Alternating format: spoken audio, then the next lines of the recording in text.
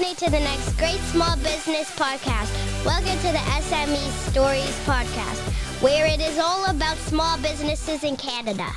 And here's your host, Ken Alfred. We got a great episode today with Ken Kilday. Ken Kilday is the owner of the Leaders Cut, the Ken Kilday's coaching experience. So the Ken Kilday coaching experience is basically an executive coaching, professional speaking, and leadership consulting firm harnessing the passion and energy to inspire others to achieve leadership and excellence through human connectedness. All right, guys, we have Ken Kilday, Leaders Cut, joining us here from the United States. So as you know, most of my listeners know this is usually a Canadian podcast. So we feel very honored to have our first non-Canadian on the show, but it doesn't really matter about geographical borders. A great business story is a great business story. And that's why I always want to bring on like really interesting guests with awesome stories. So Ken, welcome. Yeah, thank you, Ken. I appreciate it. And I didn't realize I was the first United States You are. podcast guest. So to my two Canadian clients, I say, see, I'm here. I'm in your space. Two Canadian guests. Okay, no problem. So, all right, we will start, my friend. So Ken Kilday, Leaders Cut. What's your story? Yeah, my story is about 4 years ago, I was in corporate America and had had a long corporate career in two different industries.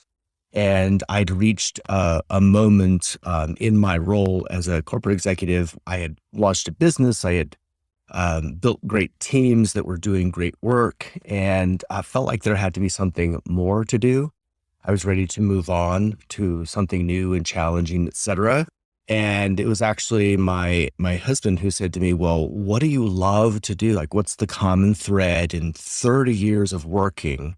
What have you always loved? And I said, I have just always been into the idea of helping people develop, helping them realize that they probably are a lot more talented than they're giving themselves credit for, and tapping into that and showing them how to use it. I said, that's been the best part of business my whole life. And he says, well, there are businesses that do just that, and you could start your own. And that's where I started whiteboarding. Just like I would have done in a corporate job, I plotted it all out and mapped it and got to work. So you got bored almost, right? So you were achieving a really high level already as an executive. And for those who haven't known, like I was going through his website, he has worked at a lot of different big time firms. I think Charles Schwab was one. I believe there's I can't remember off the top of my head of some of the other big places that you've worked at. Yep. Merrill Lynch, USAA, that was my financial services career. And prior to being in financial services, I worked a little over a decade in the retail grocery business. That's actually how I had paid for college, learned business in a pretty low profit margin type of business with one of the competitors who did it better than anyone back then. So it was a great way to learn business. But yeah, those are for Albertsons, which was back then a publicly traded company. It is privately held now, as I understand it. But pretty diverse background. It was always fun to interview where people would see the leap from grocery to financial services. It's not as different as you may think. Business is business. And I do have a degree in accounting, so I understood the financial component of it.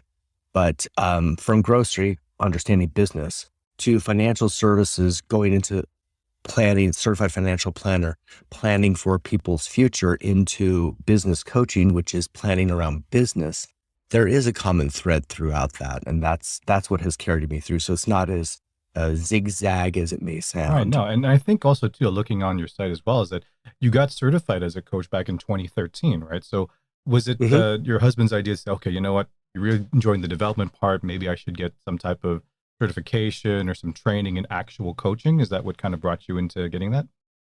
What prompted that was in our business unit, we were growing quickly and we wanted to make sure we were finding the right people. And when we found the right people, we wanted to make sure they stayed inside of our organization. And so it was an organization effort back then. So they brought in Dr. Tim Ursany, who ran the classwork for us to become certified coaches back then. And I maintained it through all the years. I used it. I used what Dr. Tim taught us in the growth of both as a branch leader, as a regional leader, then as an executive leader. I use all those principles to build those teams, to build those businesses. Wow. Okay. So currently right now, how do you run your business currently? I assume there's obviously a lot of coaching and all these other services that you provide. Is it done online? Is it a hybrid model? Are you going into clients like offices? I think things are slowly starting to open now, right? So I think probably more open in the States, right? Most certainly, and I live in the state of Arizona, which was one of the earlier opening states. So to answer your question directly, I run a hybrid model. And part of that is based on my experience at Schwab in particular, because when I worked at Schwab, they had recruited me to design this, to be on the team that designed, built, launched, grew a completely digital, as we call it, digitally delivered financial planning experience, which back in 2016 was not the name of the game. It was very much in-person branch focused. So we developed this whole technology leveraged offer. And when I started my coaching practice, I used those same learnings so that I could work with anyone, anywhere. And my husband and I moved we had a small vacation home up here in Sedona, Arizona. And our main home was Phoenix, where I could get to the airport and travel for corporate work. But when I started my own, we just came up here with the idea of he could always work from home, but I could design this business to be a hybrid model. So I have clients in Arizona. I have a large network in Phoenix, Arizona, so quite a few clients there. But I work with clients, as I mentioned, in Canada, California, the East Coast, as far away as Hong Kong. So I am able to deliver where I need to deliver. And so for some of my work, I work one-on-one with executives and owners. I work with leadership teams. That work works really well in person in particular. And I also have an online course that people can take if they're like, I'm not sure if I'm ready to dive in full on working with me one-on-one, et cetera. I've put a lot of the coursework, the material that we've been developing the last 4 years onto an online format. Wow. So explain to some of the listeners as well, because I think when they see coaching, that's, so like you said, the direct one-on-one online thing. Do you offer other services as well? I think I know on your website you listed several dozen. So I think for some maybe that want to get into your space, they're like, oh my God, Ken's offering so much. I mean, I'm just trying to start. I mean, so can you touch a little bit upon, I guess, a couple of different services that you also offer? I think I saw business valuation was there, LinkedIn was there as well. That's right. So here's what I would tell anyone who wants to get into the coaching space is you have some things that you're really good at, some aspects of business that you're really great at. Those are the things that you would want to focus on. So what I have added, I've added some materials that help me highlight what I'm naturally good at and the way that I can help owners and execs. So you mentioned LinkedIn. I fashioned myself a LinkedIn expert. I joined LinkedIn 5 months after it was founded. So my anniversary date is October 2003. I am member number 30,467 out of 700 whatever million. It's just Google, how do I find my member number? It's usually the first hit. If you're curious about it, so I did. So I'm an early adopter of technology. I'm very good in the space, but then I'm also great at getting other people's material and work that I can use. And so for LinkedIn, not only do I know it really well, but then my good friend Colleen runs a business called Intero, and I license her intellectual property to coach my leaders, my businesses that I work very closely with on how to have a presence. A lot of people sort of it's almost a benign neglect. They have a profile, they don't do anything with it, so they're kind of invisible. So that's number one. Number two, business valuation. I brought that in this year because the reality is the first mistake most business owners make is they don't actually know how to exit it, right? They found it, and that's the sole focus. That's their energy. Something I know about entrepreneurs is they have a great idea, they launch a business, they absolutely work their butt off, and that's the formula for success. So I come in with some structure, and one of those structures is absolutely the business valuation. And then most recently, I'm also partnering. So there's, again, for that organizational structure, there's also a component of how do I get all the leadership team on the same track with the same goals, et cetera, KPIs, et cetera. So I have a software tool There's tons of them out there. If my clients don't have one, I have a partnership with Catapult, so I can help them get set up and their leaders set up so that everyone's looking at the same information. Everyone agrees what the scorecard is. Everyone knows what success is, and everyone shares values. Hey you, do you need a voiceover? Well, look no farther. Northway Capital Group has your answer. Commercials and explainer videos, AVR and voicemail, health and wellness, corporate training and e-learning, announcements, documentaries, and biography. Contact us on social media or email us at northwaycapitalgroup@gmail.com. You've been doing this a long time already, and going through the ebbs and flows of starting any type of business and everything like that. So in terms of your sales growth and profit, like, do you expect a big growth this year, and what are your plans for the next, several years? Sure. So this year, already right out of the gate, January 1st has been my best year ever, to a much larger degree. I was blessed in that I have been in business long enough that I had a really powerful network that supported me when I launched. So the day I launched, I had clients. And even through COVID, I got down to a pretty slim number, yet I still always had clients. And I know not everybody can say that when they're launching a brand new business. So I'm super blessed in that respect. But yeah, this year will be the best year. I've really gotten traction from all the marketing effort early on. And we're seeing the effect of that now. Going forward, what were the grand plans? I know that there are people who would like to get into coaching that don't want to set up their own material, so on and so forth. So I look to maybe have some independent coaches towards the end of the year, maybe early next year, people that want to do the business but don't want to set it up the way I did. I'm happy to talk through that with them. And I also have a couple of ideas I know some execs all around the country who've got retirement, like semi-retirement in their future. And so they're talking to me about maybe coaching is for them. So this year in particular, as far as growth, I have seen and am having conversations with clients that want to expand the relationship. So I was working with the owner leaders, and now we want to say, okay, well, how do we bring the rest of the C-suite in? Right. I still use corporate terms because, small business owners may not call themselves a CEO, but that's what they are, right? We know that functionally, the founder is often the whole C-suite, at least for the first year. Pretty much. Yeah. Like, it's funny you were talking about that too, Ken, is that, I work at a bank, most of full time, right? So I noticed that I'd be seeing a lot of emails coming through about, certain people are retiring from the bank. And I guess I'm a little bit old school where I'm thinking, oh, someone's retiring, whether it's early retirement or whatever. Okay, they're going to collect their pension because we're a bank, and they're just going to be like, oh, just maybe traveling the world or just relaxing or something like that. Maybe take up a hobby.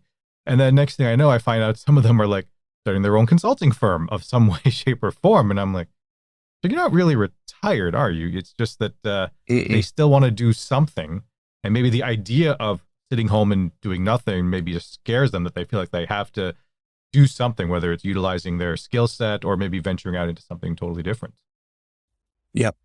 And what comes to mind right out of the gate is after COVID in particular, I think that's, the Great Recession, those articles that we've all read from HBR and other great content producers. People are just thinking about retirement differently. They're thinking about employment differently. They're thinking about how you work from home in remote, hybrid, et cetera. And I think that employers, and I encourage my clients to do the same, you don't need to hire everybody. You can use contractors to bridge gaps and give you some flexibility, right? Pretty easy to do. You can find some top talent and then see if they're a good mesh. And if you want them all the time, then you can have that conversation. I think there's a lot more flexibility in just about everything we do, retirement in particular, of people maybe want 4-day weekends, but they don't want to be trying to fill all the days right away, having had a very robust career. Yeah, no. People are just rethinking a lot of that. Just like I know here, a lot of baby boomer generation, their idea was, I'm working forever. I'm just going to work forever, right? When I faceplant and the keyboard peel me up and send me home, but that's when I leave. And that's really changed. All of a sudden, a pandemic comes along. They're like, maybe time with the grandkids is time better spent. So I know from working with people around the globe, almost every business leader I know is searching to find really good people, and for often very different reasons, and at every level, entry level, professional, and very experienced level. There's just a lot of openings. Yeah, no, I hear that. And I know it's funny you talking about like whether hire contractors. I know I just did a recent episode just on, looking at those services like Fiverr and other things. If you just need certain tasks done, whether you need like a one-time thing or maybe something a little ongoing, whether it's like a virtual assistant or something like that, just to kind of keep you. Because it's true, like as the CEO and all listeners who have run their business, they are the CEO. I know you don't want to call yourself that, but you are.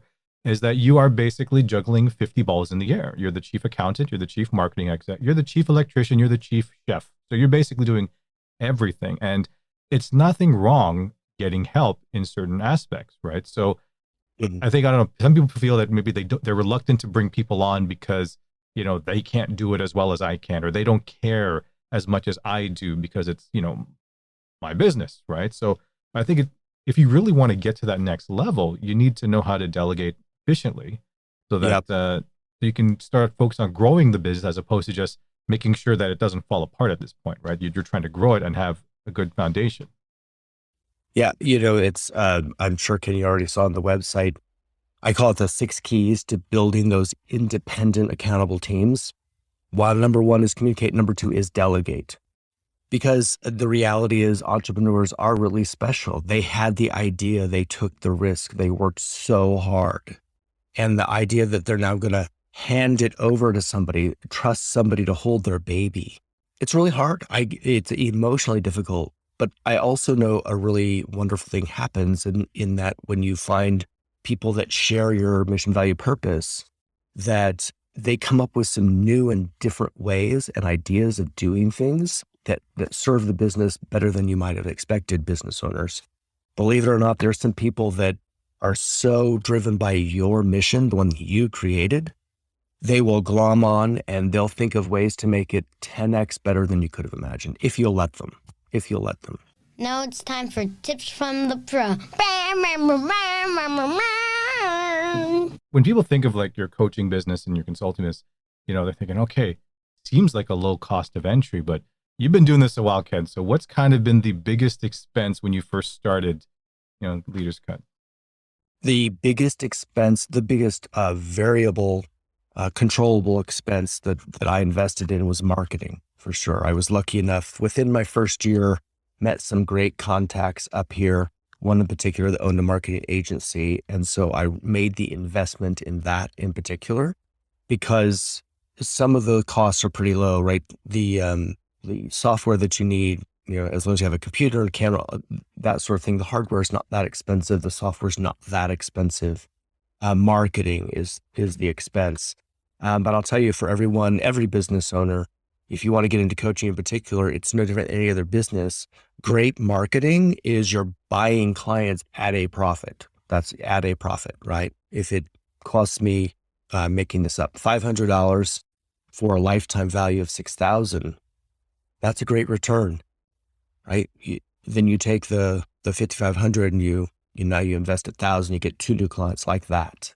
That's how you need to think about marketing. And the other component that I would tell anyone in terms of an expense is don't get too married to just one particular way of thinking about that marketing. Very early on, some of the first advice I got was, hey, first of all, no one's going to your website. Great that you have one and it looks okay, but no one's going there and you're branded weird. So let's get the branding right and the look right. And then there's a whole behind the scenes process that was never my forte in business. So I know where my blind spots, lack of experience, whatever you want to call it, but I seek out other experts, right? As a coach, experts hire experts, but this expert also hires the ones he needs to, one of which is definitely marketing. Yeah. And I think that's a great point because like, I'm not the greatest marketer either. Like I have a marketing person who's actually a podcast guest, right? So he started his own digital marketing business and, he's been awesome. I'm actually a client of his as well now. And, I'm enjoying the relationship because it's true. I'm not a specialist in anything in particular in terms of, marketing anything, right? It's like, okay, I got a website. All right. I got a, LinkedIn, Facebook, and Instagram profile. Great. Now what do I do with it? Right. And Mm-hmm. I'm not a graphic designer either. So it's interesting. Yeah. It's, you outsource what you can within reason. Right. So if you have to learn it on your own, that's okay too. If you don't want to spend the money on it, but eventually, if you really want to grow, you have to, like you said, learn to let go, right? On certain things. Absolutely. Excellent. So let's go to, like, this is more about the industry itself. So what is kind of your opinion on like the coaching business right now, and where do you kind of see it going forward? Well, I think it's akin to the independent financial services industry. I think people are seeking out independence because they want people that will share in their opinion, be very open in the conversation, and they need the help. And I think people are also realizing that business coaches are very similar in that we're independent thinkers. We all have specialties, and I only see it growing. And the best analogy I can give you is everyone has a favorite sport. I think. I mean, maybe I should say almost everyone, because then one person doesn't have one and I'm wrong, right? Nearly every person has a favorite sport. If you think about that, someone in that sport has won a championship of some kind. There's not a single championship winner of any sport anywhere on the planet that I know about that didn't have a coach involved to make sure they were performing at that level. So it's okay to be a weekend warrior, play a little football on the weekend. You're not going to win the Super Bowl without coaching and organizational structure and a plan for execution. And that's where business coaches come in. And that's why I think we're going to continue to be sought after. Right. And it's great that there's a lot of us, because the first step in finding somebody you want to work with is, do you have any chemistry? Do you trust each other? Right. We always call that the beer test. Right. 2 presidents ago, that was sort of the conundrum our press had, was he wasn't doing well in the polls, but yet if you polled Americans on, hey, who would you rather have a beer with, the beer question, that they chose the person. He wasn't rated highly on handling the economy or anything else, but people liked him. So that's step one, right? First, do you have some chemistry? And then, of course, do I or the coach you're talking to have the expertise that you're looking for? Is that the background you really need? For instance, if you were looking for a marketing coach, that's not me. I hire those people. So that's not going to be my area of expertise. And then the last part is, are you willing to commit to the effort, right? You wouldn't hire a personal trainer and then just never go to the gym. That makes no sense. Yeah. And I used to be a personal trainer back in my younger days as well. And, when I did my own business for personal training for like a few years, I always found that, when I would try to talk to other trainers and other ones starting their own thing, some of them they tried to keep almost like their secrets close to their chest on why they don't want to. I'm like, think about it this way. Let's say you typically work 8 hours a day, and let's say you have a client for, let's say, 6 hours out of those 8 hours days. That's 6 individual people. And this is back before like online and stuff like that. So you're kind of training maybe 6 to 7 people a day. How many people are there in the world or is in your area? So like, I don't understand why you can't share something, because you can physically only train. Actually, you're fine. It's finite, right? You cannot do everything. So I say as long as you're open to like hearing new ideas and seeing what other people are doing. So I don't see a big deal with that, because maybe now it's a little bit different, because now you have the online space, and then there's that online coaching and online personal training as well. But this question just came to me right now while you were kind of chatting about getting out, or not really getting out, but actually like sports, for example. What do you see? I call it like the greatness level, and I'll sound like that. So you hear about the Michael Jordans, the Roger Federers, the Mannings in football. They keep winning multiple championships. And I guess maybe I'm built a little different, that if I'm lucky enough to ever win one, and I'm almost like, wow, I did it. And I can step away and say, you know what? I actually achieved what else you can achieve. But do you see that kind of mindset in some of your clients, or some of the ones that they feel like, wow, so it's not a financial thing, because these guys have been there already. They've achieved really good things, like awesome things like most of us can never do. But what is that drive that keeps them wanting to win that next championship? I think, first of all, they're tapped into what they're naturally great at. I think there's way too much conversation about getting better at weaknesses, like mitigate them and then focus on what you're great at. The Einstein quote, if you judge a fish by its ability to climb a tree, it'll spend its whole life thinking it's stupid, right? It's a fish. So when I work with entrepreneurs, they get that right away. They know what they're really good at. Michael Jordan knew what he was really good at, and he focused relentlessly on that and invested himself in pursuit of it. So there's some focus, there's some habit work in there. There is some drive. I actually have a client, I have to tell him sometimes that not everyone can relate to him because of his drive, right? His premise is, gosh, if I can, everyone can. That doesn't follow. Not everyone is willing to make that investment. And Ken, I'm sure all your guests, we all chuckle at the notion of when someone finally sees, oh, well, you're really successful or you've had some success. The business owner always says to me the same thing. Yeah, it's an overnight success, 10 years in the making, right? There's a whole part of the story that people are talking about, all the time on the court practicing, all the videos. As a personal trainer, you can write the best programming, but if your clients don't go pick up the barbell, it's just never going to improve. And those fitness levels come over a long period of time, not simply, oh, I went to the gym this week. Well, this week, this month, this year, and so on. So one builds on the other.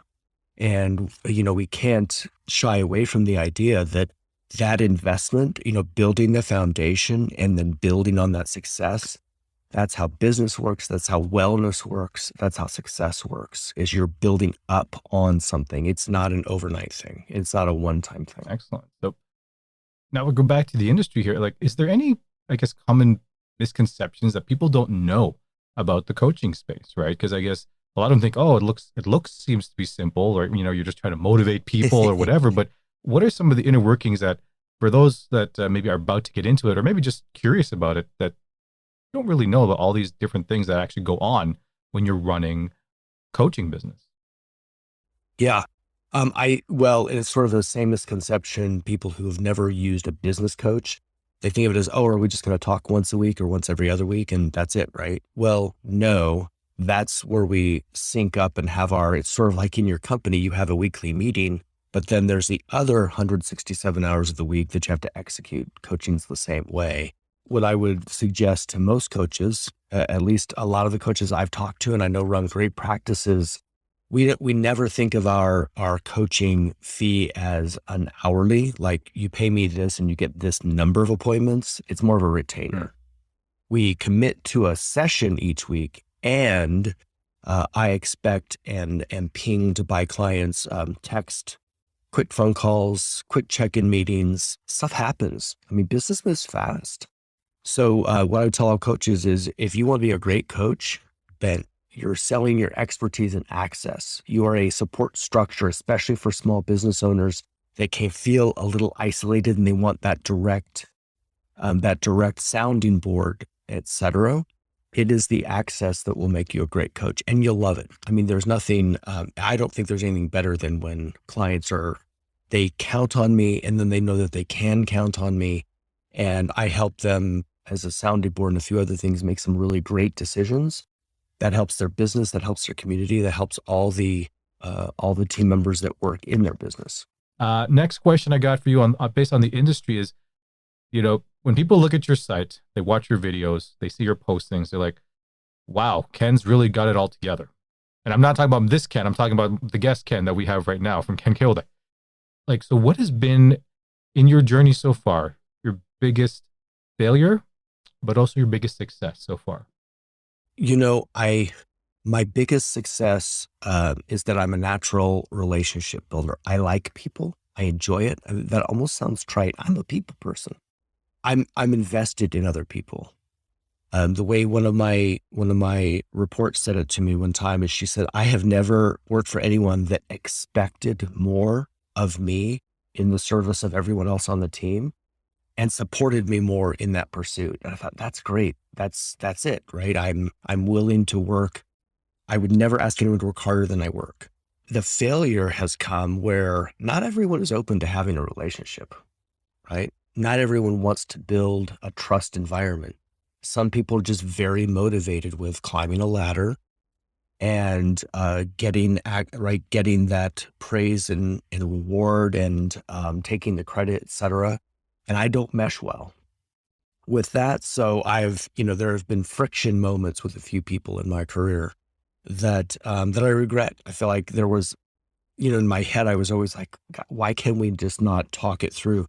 Because that is not the language we're speaking. We're speaking just very different languages. So that's been, a real disappointment here and there along the way. Yeah. But it's also been a great yeah, lesson. but I think that's the great thing about like the podcast, is that I want people to hear the real stuff, not just like, oh, my company's growing and I'm doing all these flashy things. But it's nice to hear like, okay, I did struggle at times with different things. And that's what makes it more real, because if we just went off a marketing brochure of a franchise to say, here's all the great stuff about it, and they don't talk about anything of the issues you're going to see. Yeah. You're kind of going in assuming, oh, what could possibly go wrong? And then you find out. And that's why we like having experts like yourself to say, here are the landmines if you want to get into this coaching space. So you just got to be careful of these when you're doing it. And, I think that's what we're going to just transition right now into, is our tips from the pro segment. So now you touched upon this already. You said, because what has been the biggest mistake most of your small business clients are making? I know you did one point where they said they don't have an exit strategy. They just want to run it till they collapse. What else? Second thing, that they don't have a strategic plan outside of what they're thinking in their head. They operate on a day-by-day basis. It's not necessarily one that they've crafted and is, written that everyone else knows about. Okay. So not thinking. Strategic planning. Where are we going? What are we doing? How are we doing exactly. Okay, perfect. So how do you keep yourself educated on the current trends in the coaching space? Like, do you have like websites you go to, or you have membership sites or market intelligence sites that, someone who wants to get into this space could go to for great reference material? Sure. Well, first, there's a ton of great books out there. One of the hardest parts, if anyone's listening and is thinking about being a coach and you're a social person like I am, one of the hardest aspects is being in an office by yourself for a big chunk for a while you're building a clientele and developing your material. But one way you can use that time is TED Talks and great business books from the sheer volume of phenomenal information. And the best subscription that I got very early on was Harvard Business Review. They're astounding, and their pay of the stuff that's behind the paywall, unbelievable. It's worth every single penny that you could possibly invest in. For my whole career in leadership, I've been reading leadership books. So, the Jim Collins. Any good ones you can recommend? Those leadership books there, your favorites?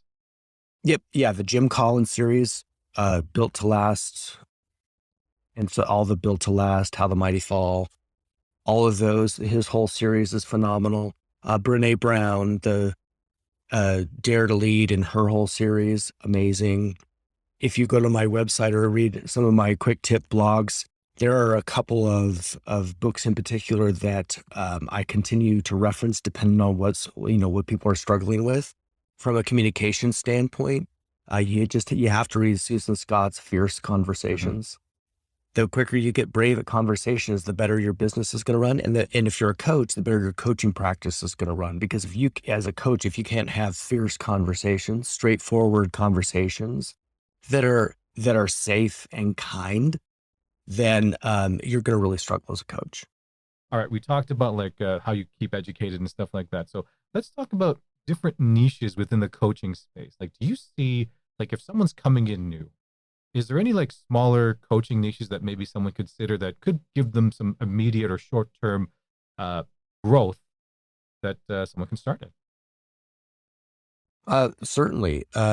Mine was quite organic in the way that it developed. So I had two sources of industry, if you will, that were coming to me. One was financial services, because I'd spent 20 years there. And because I had also led teams across the country. I knew people across the country and around the world, just from the virtue of, people always, again, we talked earlier about they see the end result, but that's, 20 years of networking. It's 19 years of being on LinkedIn, those sorts of things. So a lot of financial services people came my way. But the other interesting part was I was and am part of the CrossFit community. And for whatever reason, a lot of entrepreneurs are CrossFitters. And so my CrossFit family knew that I was launching a business. They were connected to me on all the social media channels. And so my entrepreneurs all came out of the CrossFit community. And they also all happened to understand coaching. They're paying for it in their fitness journey. So it was very natural for them to also find the same kind of coaching in their business journey. Yeah, well, that's so interesting because I had one of my guests actually, she does like an online coaching for fitness mainly, but she noticed that her clientele was more like the, 45 to 50-year-old, more females, more adults. Mm. But she said in the beginning, she was getting a lot of requests from like, badminton teams for fitness coaching. And wow.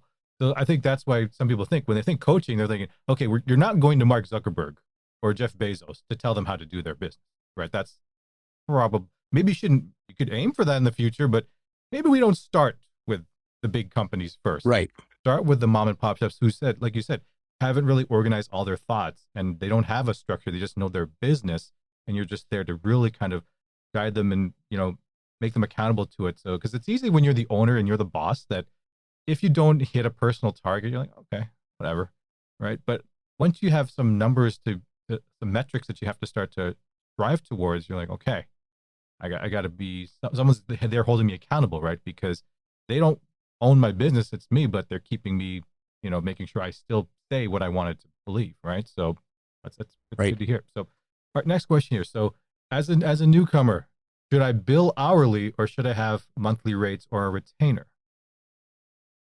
I'm a fan of retainer. I'm also, when I first started, I created packages like, hey, we can go month to month, or, you buy a year, I'll give you a year up front as a discount, year paid monthly is a different rate. And I watched behavior plus read a lot on coaching and pricing and that sort of thing. By the way, pricing's all over the map. But what I've come to is I just do a monthly, right?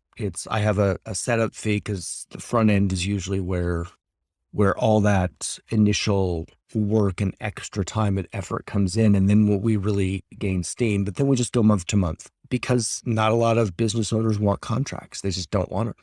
And the reality is, as a coach, if you've got some friction and you're just not getting along, you don't want somebody locked into a contract with you. You just don't want that, and they don't want it. So I've found the business owners I'm working with, they just love the idea of going month to month, and they can stop whenever they want to.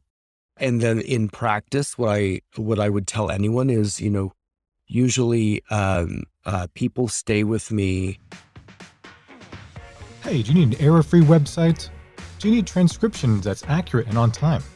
Would you like to remove noise from your video or audio recording? Do you need a spokesperson for your business? If so, we can help. At Northway Capital Group, we are happy to announce that we are now providing website testing services, audio transcriptions, and audio cleanup, as well as spokesperson services. We would love to help you on your next project. Contact us for more information at northwaycapitalgroup@gmail.com. Do you have a small business story to share? The S.M.E Stories podcast is looking for entrepreneurs to share their tales of success, failure, and everything. If you're interested in being a guest on our show or know someone would be a great fit, please contact us at northwaycapitalgroup@gmail.com. That's northwaycapitalgroup@gmail.com. Yeah, I think it's kind of scary too, especially if you're billing, let's say, hourly.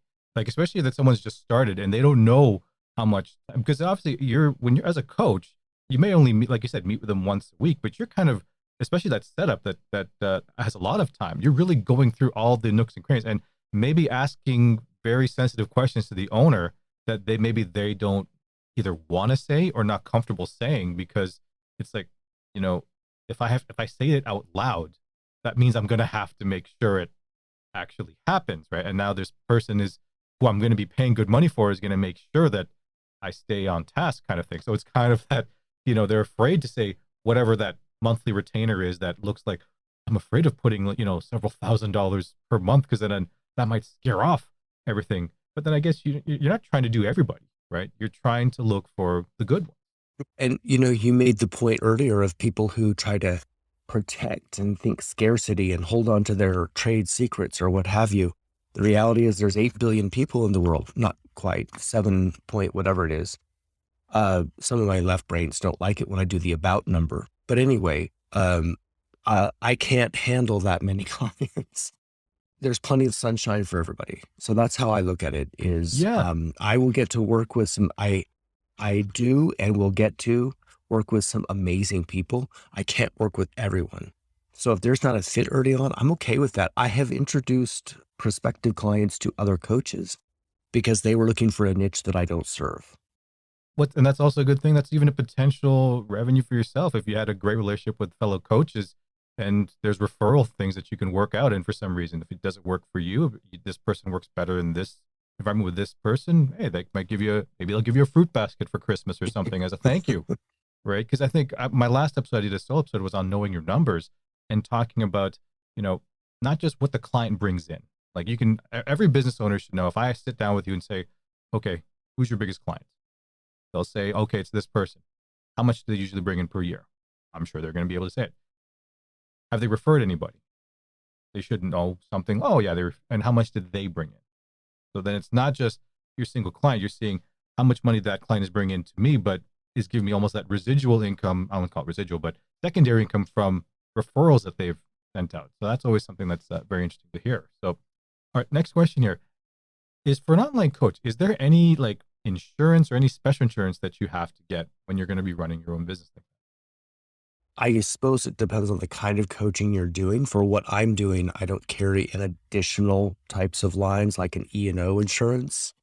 I know all of my financial advisor clients and such that are not corporate, of course, carry their E&O insurance just to make sure that they're covered should anyone get libelous with them. But given the kind of coaching that I'm doing, I don't carry those extra lines. I mean, I have my own liability type stuff, but people don't come to this is a home office, obviously, and people don't come here. However, I do go to their offices, their places of business. And so they carry the proper lines for having a physical address.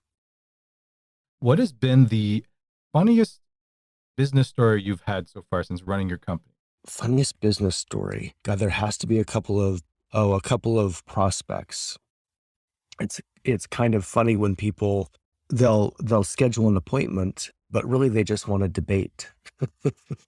Like they want me to convince them that they need me.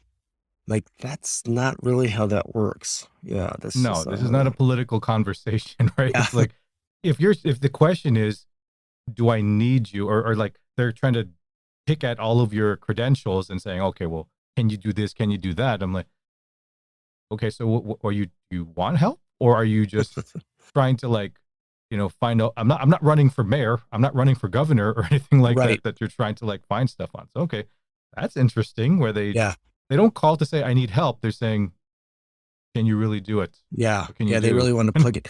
Another interesting one was I met with this fella and we knew we weren't a match. Philosophically, we just were not a match. He's very proud of the 80 hours a week he works. I put works in air quotes. My challenge back is, why is it taking you 80 hours to do 50 hours of work?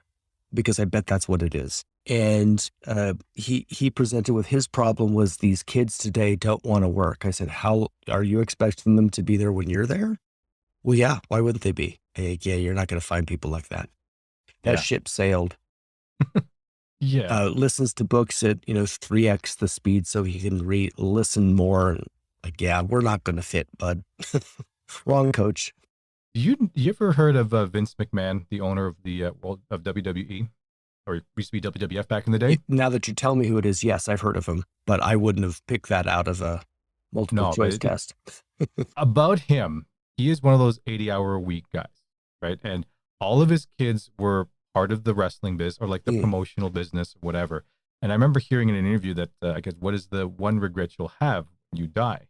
I think one of his regrets is that I'm going to die being angry because I feel there's still so much left to do. Now, this is a guy who's almost, I don't think he's almost in his 80s almost. He works out every single day. He's a gym freak every single day.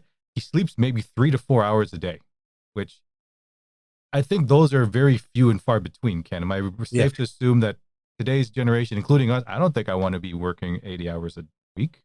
That's Yeah. And I would differentiate, right? There's working in your passion where it doesn't feel like work. I do have a client like that, but he also recognizes to him, it's fun. He enjoys it. He has fun. By the way, when he's working, it's not unusual to see him on his sofa with one or more of his 5 kids curled up next to him. So he is dad extraordinaire. If they need to engage, does he put it down? Yeah. If they just want to snug and do their own thing near dad, they do. And I would use that as a frame of, I'm not talking about the executive that for face value, right? They're the first one in and the last one out only because they want to be seen that way.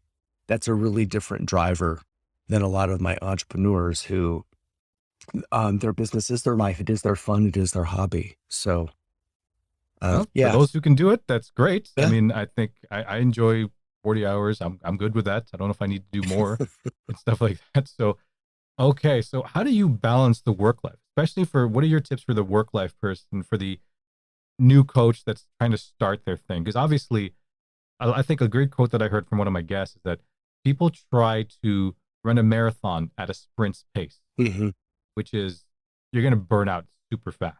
So how do you do it with your life? Yeah. I have my own priorities, right? And I too am a gym person. I still have a CrossFit coach that writes all my programming for me. So I CrossFit 3 days a week. I mountain bike 2 days a week. And that for me, workout comes before the rest. So, I have to take care of the physical me, the vessel, or I won't be able to keep up my energy to run my practice and be my best for my clients. The other part is when you're first setting up, to be really intentional. So as a lot of my coaching that I do with business owners is helping with that organizational structure, making sure. I always think of structure as your skeleton, right? We all have 206 bones, absent illness or injury, yet every human, even twins, are 100% unique from one another. So the giving people that skeleton is critical, and having one and prioritizing Stephen Covey and the rocks, right? Always making sure that the thing that I'm doing is the most important thing I could be doing to first take care of me and then take care of the business, which is taking care of my clients. Now it's time for the rapid fire round. Okay, so Ken, would you rather put ketchup or ranch dressing on everything you eat? Ranch. Ranch? I would like to caveat that I would say maybe ranch, but I put it on the side. So that if I'm having ice cream or cereal or something, I'm not going to be putting ranch dressing on that. But anyway, the second one is also related to food. If you could have your own sandwich, what is in it and what is it called? Ooh. Well, it would have, I love cheese, and I love like pastrami, prosciutto, all the cured meat. I love cured meat and strong cheese. That's what would be on it. The Ken. The Ken. Put that on the shirt. I would love that. You make that as part of your next thing. I'll buy one. Definitely. Okay. So what would the 15-year-old self be thinking you'd be doing right now? Oh, 15-year-old. He thought, by then, I thought I was going to be an architect. I actually went to architecture school. Really? Oh, okay. Pretty cool. And next one also on the kids is, what posters did you have on your wall when you were a kid? As a kid, I think I had Prince. I was a huge Prince fan. I was a huge Tina Turner fan. So those were, as a teenager, that's what I had on my wall. And then later in college, I had New Kids on the Block. Nice. I used to like them when I was a kid too. Yeah. I didn't have posters. My sister had a book. And when I was a kid, I had like wrestling posters. That's why I asked you about Vince McMahon, the WWF back then. I had wrestling posters on, but I always found that interesting. So who would you most like to sit next to on a 10-hour flight and why? Oh, I would love to sit next to Tina Turner and have a conversation that has nothing to do with her past with Ike. Yes. Just asking about anything, really. That's really good. All right, last question on the rapid fire round there, Ken. What is your theme song and why? So you're walking down the sidewalk, this song hits. Oh, And when people hear it, they know Ken's coming. yeah, Justin Timberlake, Suit and Tie. Really? Yeah, Nice. for a very long time, clothing in particular, especially in financial services, especially start when you're younger. When I was younger, I looked even younger than my age at the time, and so I always used that as my armor, as my protection. And now that I have my own business, I almost never wear a suit and tie unless that's what my client wears, and just very few people do that anymore. I'm doing this just for you there. Just a nice shirt and a nice jacket with a little lapel. That's all I had on there. Little pocket square just for you, Ken. Awesome. So where can people find you if they want to reach out for your services and say, Ken, I need coaching, or just if they have any questions in general? Yeah, kenkilday.com. Every link is at kenkilday.com. You can schedule, text me, email me, and then all the social media links are also at my website. All right. Thanks for being on here, Ken. It was great. All right. That was our episode with Ken Kilday. And I don't know about you guys, but I learned a lot from that episode. I guess a few things that stood out to mind when doing the interview with Ken is actually how refreshing it is to actually hear that his significant other, his husband, actually pushed him into maybe starting his own thing. And I think that's sometimes when we look at starting our own business, we might have a partner who may not be 100% supportive of the idea, because let's say we are working a typical 9-to-5 position. So the idea of leaving that practice to start something that is totally new, totally on your own kind of thing was something that is not really heard of, that people would say, okay, let's do it. But it was nice to hear that his husband actually pushed him into it, and look how great Ken's business practice is. Like, it's very big. He has clients almost all over the world. He has it obviously in the US, but he has it in Canada and Hong Kong. And, so he's really expanding his reach. So I think for what we can figure out is, start your business, try to get as much buy-in support from your significant other as you can. And obviously my advice, and I think Ken's as well, is to make sure you run it in parallel until you see how the fruits of your labor are working. If it's being very successful and you want to move on, great. If it's not where you want it to be, you can still keep going and still keep your day job. So that was one of the things that I kind of noticed about that. But I think the next thing that I noticed as well is to really focus in on is to, I guess I would say, not try to be a jack of all trades, a master of none.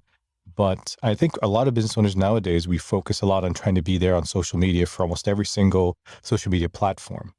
And we try to be an expert in Facebook, an expert in Instagram, an expert in TikTok, expert in Pinterest, all these different things. But, you're putting your brand out there just for the sake of doing it. So what was unique about what Ken was doing is that you heard him. He was like the 30,000th member of LinkedIn. And what he decided to do was leverage that and really become an expert in that niche. Does he put stuff out on other different social media platforms? Yeah, he does. But his focus is LinkedIn. And now to the point that he's used the tool so much that he is now offering that service to other clients. So something like that you can really think about as well, especially if you're in the social or the creative space and the social media space, is to think about, maybe I can pick one of these media platforms. Yes, I can still post on everything else, but really zone in on one that I really enjoy doing. And maybe that is something I can offer a service like that, offer maybe in my consulting practice that maybe I can do, or just put as a value add service that you can give your current clients. And then you build up enough, then that can totally be a big part of your service offerings to the regular masses. So, all right, guys, I hope you enjoyed the episode. I enjoyed recording it, and we'll see you on the next one. Thank you for listening to the S.M.E. Stories podcast, which is owned by Northway Capital Group. Please follow us on Instagram and Facebook at Northway Capital Group. Thank you for listening to the S.M.E. Stories podcast, which is owned by Northway Capital Group. Please follow us on Instagram and Facebook at Northway Capital Group.